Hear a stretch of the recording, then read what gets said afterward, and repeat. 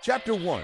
The tinkerer's grandson in the small town of Casbah lived a boy named Zayan who loved fixing things. Broken radios, tangled headphones, squeaky doors.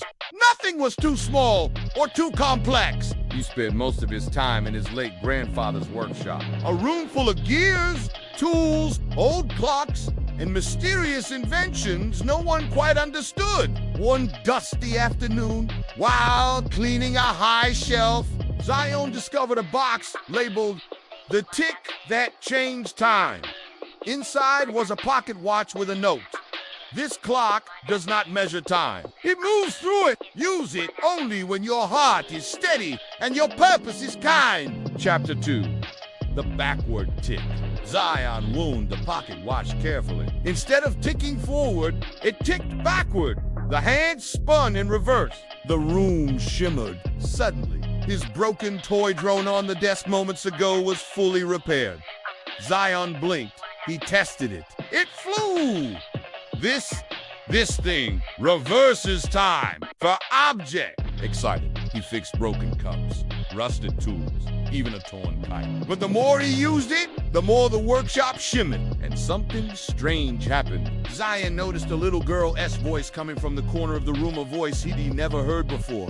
"Why did you leave me here?" Chapter 3. The forgotten girl Zayan followed the voice to a part of the workshop sealed off by old curtains. Behind them was a small wooden door, one he didn't remember ever seeing. It creaked open. Inside was a room frozen in time. A small table set for tea, a half-sketched drawing of a bird on the wall, and a photograph of a girl and Zayan's grandfather. "That's not Grandma," Zayan whispered.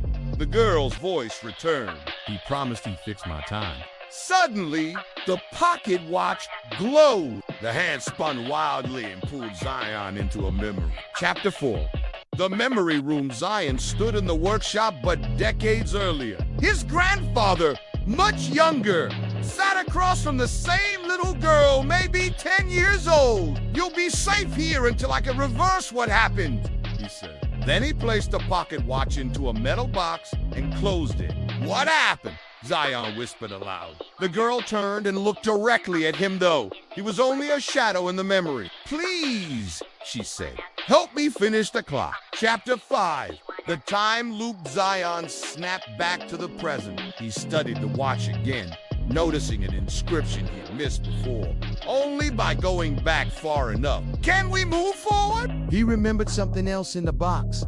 A folded blueprint. It showed a time loop Tabala machine half-built in the workshop. Zayan spent the next 2 days rebuilding it, gear by gear, just as the blueprint showed. Once complete, he placed the pocket watch in the center.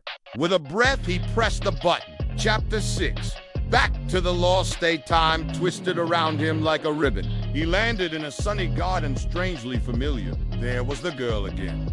She was laughing, running after a paper bird. Suddenly, a carriage rushed past, and she disappeared in a blink. Zayan ran to the scene and found a watch cracked and smoking. This must be the moment it all changed. He quickly used his repaired tools to fix the cracked gears.